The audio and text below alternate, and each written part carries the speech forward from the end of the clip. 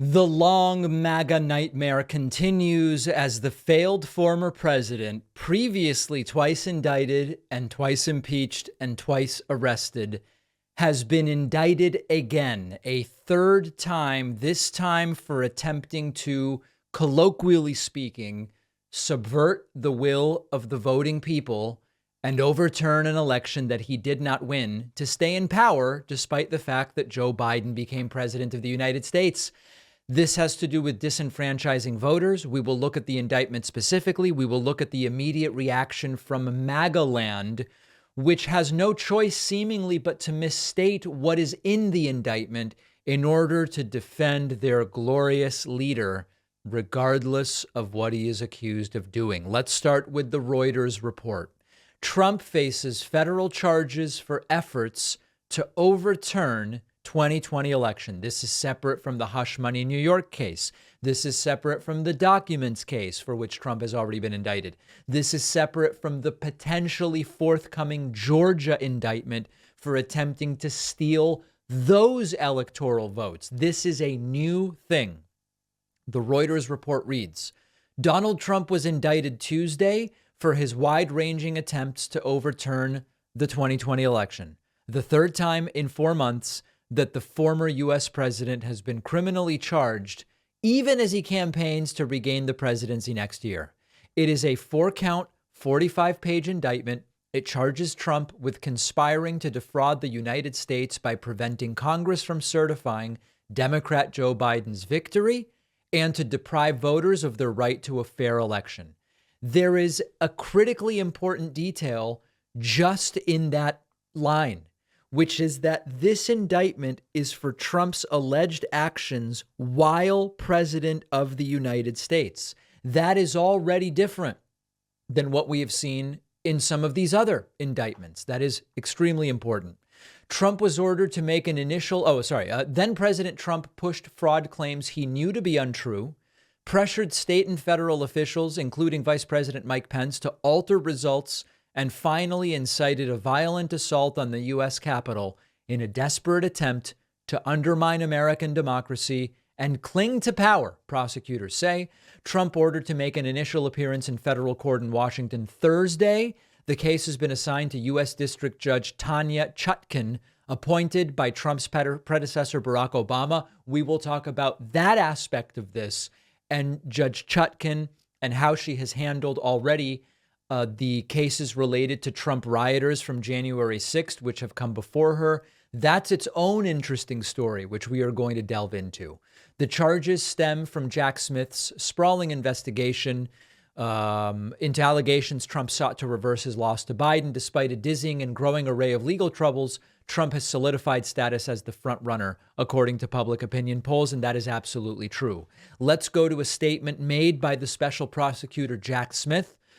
Some MAGA people writing to me saying, David, he looks so nervous. Wouldn't you be nervous to some degree? Let's take a listen. On January 6th, 2021, was an unprecedented assault on the seat of American democracy. As described in the indictment, it was fueled by lies.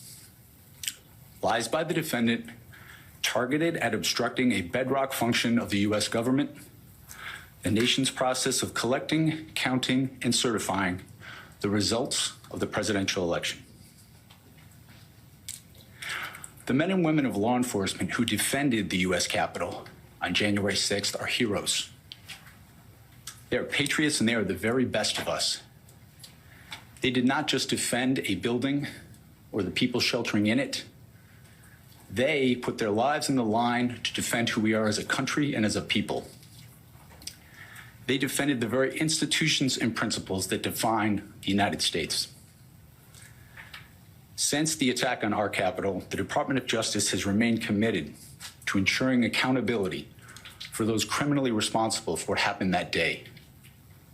This case is brought consistent with that commitment, and our investigation of other individuals continues. In this case, my office will seek a speedy trial so that our evidence can be tested in court and judged by a jury of citizens. In the meantime, I must emphasize that the indictment is only an allegation and that the defendant must be presumed innocent until proven guilty beyond a reasonable doubt in a court of law.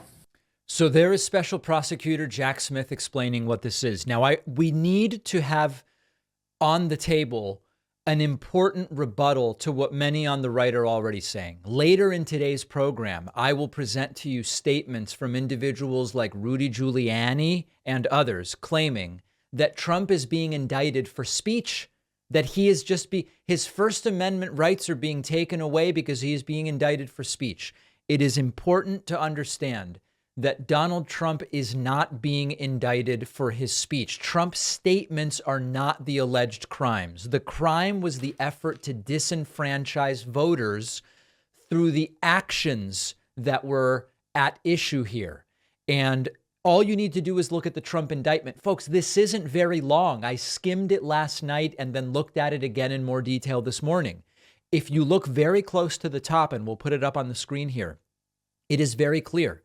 It actually says in paragraph 3, the defendant had a right, like every American, to speak publicly about the election and even to claim falsely that there had been outcome determinative fraud during the election that he had won. I hope people understand that this says it's even okay for Trump to lie and tell the lie that he really won. It goes on to say he was also entitled to formally challenge the results of the election through lawful and appropriate means, such as by seeking recounts or audits of the popular vote in states or filing lawsuits challenging ballots and procedures. Indeed, in many cases, the defendant did pursue these methods of contesting the election results. His efforts to change the outcome in any state through recounts, audits, or legal challenges were uniformly unsuccessful. Again, it is legal for Trump to make statements, even false statements, that he won the election. That is not actually what is at issue here. And this is something you're going to hear from the MAGA right extensively, and it is absolutely not true. The apologists are saying he was indicted for speaking, and it is just BS to defend him. He was indicted for actions as president. Again, I said that earlier and I will say it again. This is an extremely important difference from some of these other charges. This is for Trump's actions as president. And while I am not an attorney and would never pretend to be one, some very interesting legal opinions that I've read over the last 12 hours are converging on the same opinion as to Trump's best defense. And Trump's best defense here is to plead ignorance. It is to insist, not only did I genuinely believe that I had won, but I was completely ignorant to the legal ramifications of what I was directing others to do, of what I attempted to do with the phony slates of electors and all of these different things. It's not a great defense based on the legal opinions I've read because of all of the evidence that the DOJ has.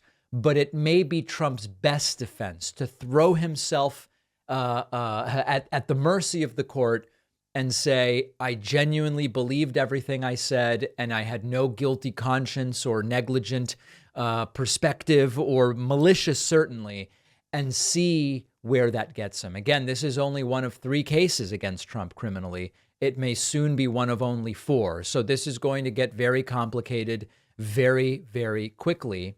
That all being said, it's not looking particularly good for Trump legally. But from the point of view of the candidacy, Trump insists he'll stay in even if he's convicted. His supporters don't seem to have any interest in abandoning him for a candidate with lesser or no legal troubles. And Trump may continue this seemingly unobstructed path towards the nomination. Let's next talk about Trump's reaction to this. Did you know that anyone in the world can very easily access a ton of data about you online? Data brokers collect huge amounts of data about everything you do on your phone, your computer, where you go, what you look at. But we recently learned that government agencies like the FBI have also been buying a ton of this data from data brokers just to keep track of people without needing a court order. Criminals can also use the information to target you. Ad companies and political consultants can buy it and try to influence you, but you can stop it. Our sponsor, Incogni, is an affordable service that specializes in getting your data removed from these sites. Incogni will send data removal requests to the major data brokers. They are required by law to remove it upon request. If your information stays online, Incogni will just follow up with them about removing it. It's that simple. And you will be kept updated every step of the way so you know what's going on. What Incogni can accomplish is amazing. I use it myself, and my audience gets 60% off. Go to incogni.com/Pacman and use the code Pacman. The link is down below.